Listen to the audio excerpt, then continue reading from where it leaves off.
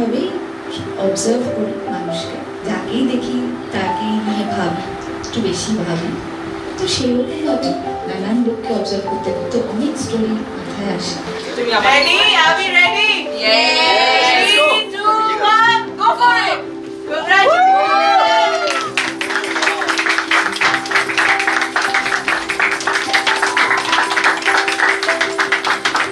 আমি মিউজিক থেকে এসেছি, দুটোই আর্ট ফর্ম। তো আমার মনে আছে প্রথম যে কথাটা অভিনন্দন ম্যামের থেকে আমি শুনেছিলাম যে যেহেতু দুটোই art form, so there must be some connection.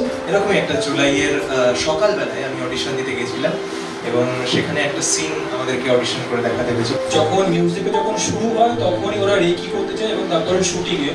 তো মেন যেটা আমার কাছে কোনো সিনিক কিছু ছিল যে কি হবে, ভিজুয়াল কিছু ছিল না, সবটাই হচ্ছে অভিনন্দন এবং কৌশলী দিয়ে যে আমাকে যে ব্রিফিং দিয়েছিল এবং ওরা রেকি করতে কিছু ছবি পাঠিয়েছিল, সেটার উপরেই ভেবেই আমি টিউনটা তৈরি করি, যেটা এখন সকাল যে ফার্স্ট গান যেটা আছে ফিল্মের।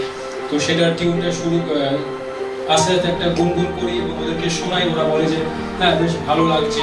পলাতকে প্রাণ স্মৃতি হবে পুরাণ, রয়ে যাবে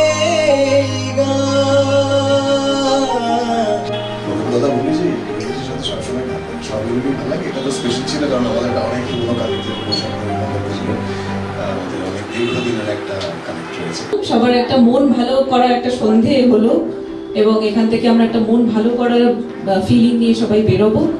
তো আবার দেখা হবে সবার সাথে 26 তারিখ। ভালো থাকবেন, গুড নাইট।